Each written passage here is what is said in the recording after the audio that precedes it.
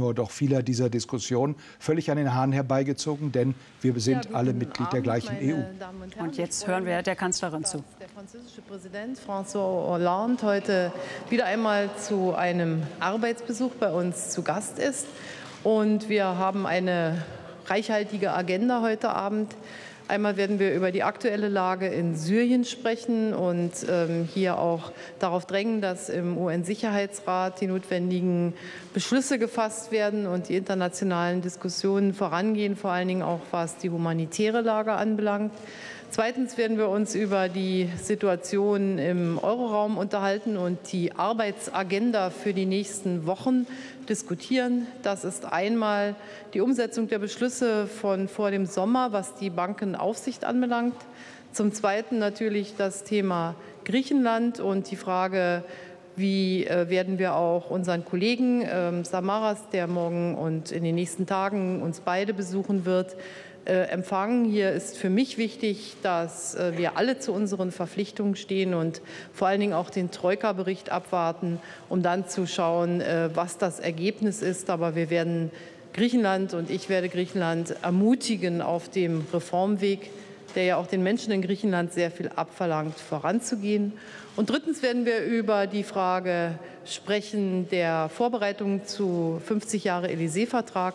Und ich freue mich, dass der französische Präsident am 22. September dann anlässlich des Jahrestages der Ludwigsburger Rede von Charles de Gaulle in Deutschland wieder sein wird. Es war eine Rede an die Jugend und wir werden alles daran setzen, die deutsch-französischen Beziehungen dann auch für die Zukunft fit zu machen in dieser Phase der Vorbereitung der Feierlichkeiten. Herzlich willkommen und es wird uns nicht langweilig werden. Bonsoir, Mesdames et Messieurs. Je suis heureux d'accueillir le président de la République, François Hollande, à l'occasion de cette visite de travail. Nous avons un agenda chargé. Nous aborderons d'abord vraisemblablement la question de la Syrie. Nous verrons ce qu'il est possible de faire pour que le Conseil de sécurité des Nations Unies avance vers une prise de décision et en particulier pour faire avancer les discussions au plan international sur l'aspect humanitaire de la crise. Évidemment, nous parlerons aussi de la situation dans la zone euro et le travail que nous allons avoir à accomplir au cours des prochaines semaines, qui va consister en particulier à mettre en œuvre les décisions que nous avions prises avant l'été, lors du dernier sommet européen.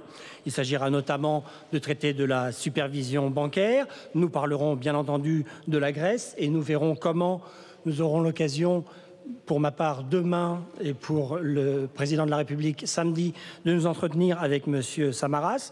Je tiens pour ma part à lui dire que nous sommes très attachés à ce que chacun respecte ses engagements. Pour ce qui est des décisions à prendre, nous attendrons évidemment de savoir ce qu'il ressortira du rapport de la Troïka, quels en seront les résultats. Mais je tiens absolument à encourager nos amis grecs à poursuivre sur la voie des réformes.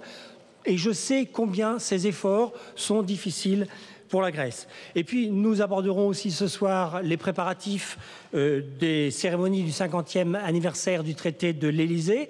Je me réjouis notamment d'avoir à nouveau la visite du président français le 22 septembre à l'occasion des commémorations du discours de Ludwigsburg qui avait été prononcé par le général de Gaulle à l'intention de la jeunesse. Et nous verrons comment, de notre côté, nous pouvons préparer l'avenir de cette relation franco-allemande. Alors, encore une fois, je voudrais avant tout vous souhaiter la bienvenue ce soir.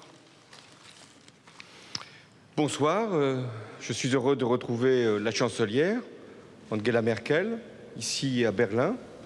J'ai le sentiment de ne pas l'avoir quitté. Liebe Zuschauerinnen und Zuschauer, Sie haben es gehört, eben wurde Angela Merkel ihr kurzes Statement konsekutiv, also zeitversetzt übersetzt. Genauso wird es auch gleich bei dem kurzen Statement von François Hollande der Fall sein.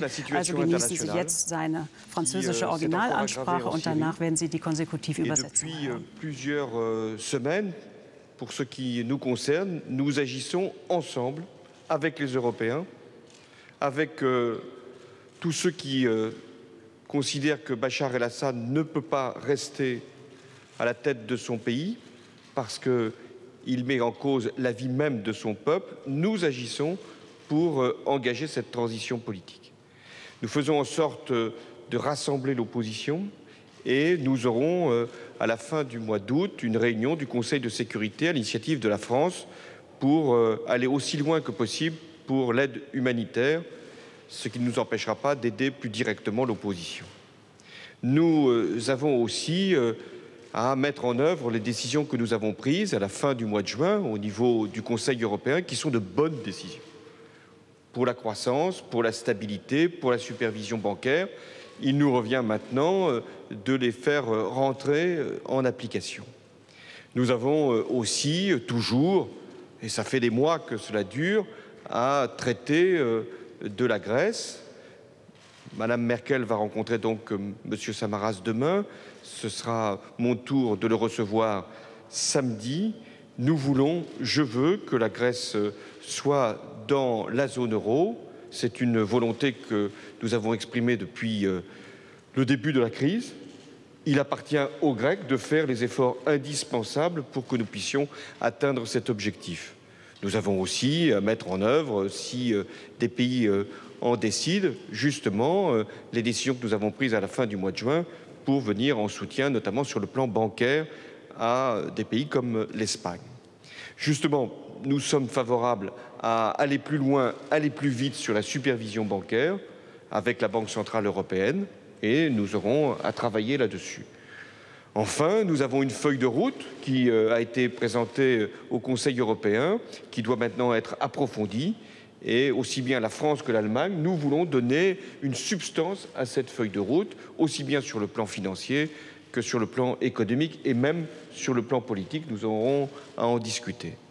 Puisque je parle d'union politique, il y a l'amitié franco-allemande, il y a eu cette rencontre de Reims, il y en aura une autre à la fin du mois de septembre. Et nous voulons donner au traité de l'Élysée, l'anniversaire, le 50e anniversaire, toute la force nécessaire pour lui donner un prolongement qui permette à nos deux pays d'être unis pour les prochaines décennies comme nous l'avons été depuis 50 ans. Je suis très attaché à l'amitié franco-allemande, elle est au cœur de la construction européenne et nous en faisons une fois encore la démonstration ce soir. Ja, ich freue mich, dass ich heute Abend die Frau Bundeskanzlerin wieder hier in Berlin treffen kann. Ich habe nicht den Eindruck, dass wir uns überhaupt getrennt haben, denn wir haben uns Anfang Juli gesehen. Wir sehen uns jetzt wieder hier Ende August. Was wir natürlich heute Abend besprechen, ist die Lage in Syrien, die internationale, so wie sie in der nationalen Gemeinschaft gesehen wird. Seit Wochen ist es so, dass wir jetzt hier versuchen, einen Konsens, dass wir uns auf eine Politik einigen, was Syrien anbelangt. Und wir haben noch das Gefühl, dass man in der internationalen Gemeinschaft der Ansicht ist, dass Bashir al-Assad nicht an der Regierung bleiben kann. Denn seit Wochen ist er eine Gefahr für sein Volk. Er bringt sein Volk immer größer in Gefahr. Deshalb wollen wir gemeinsam an einer Übergangsphase, einer politischen Übergangsphase arbeiten. Wir haben auch jetzt, was das anbelangt, wollen wir Ende August den Sicherheitsrat auf Initiative Frankreichs einberufen, um uns über den Aspekt humanitäre Hilfe, was Syrien anbelangt, zu unterhalten.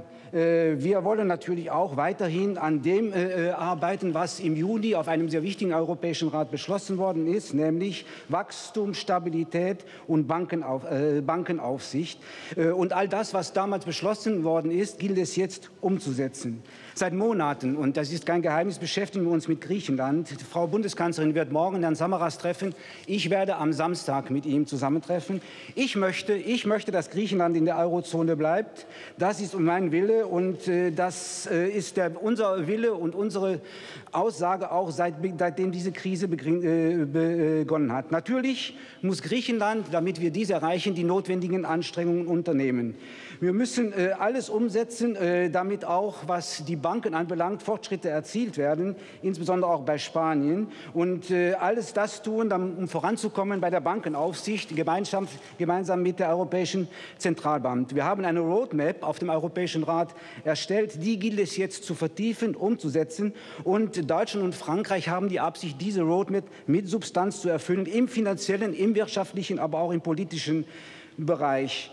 Und was jetzt die politische Umsetzung, was die Zusammenarbeit und die Freundschaft zwischen Deutschland und Frankreich anbelangt, So haben wir in Reims, glaube ich, ein großes Zeichen gesetzt für diese deutsch-französische Freundschaft. Und wir werden dieses Zeichen weitersetzen Ende September diesen Jahres, wo wir dem Élysée-Vertrag, der vor 50 Jahren unterzeichnet worden ist, einen neuen Geist einhauchen wollen, wo wir das auf die Wege bringen wollen, verlängern wollen, was vor 50 Jahren begonnen wurde, dass unsere beiden Länder wirklich gemeinsam vorangehen. Wir gehören zusammen, wie dies seit 50 Jahren der Fall ist. Ich bekenne mich hier zur deutsch-französischen Freundschaft und es ist im Interesse Europas, es ist im Interesse der europäischen Integration, wenn wir diese Freundschaft zwischen Deutschland und Frankreich auch in Zukunft verteidigen und fortführen. Vielen Dank. Merci.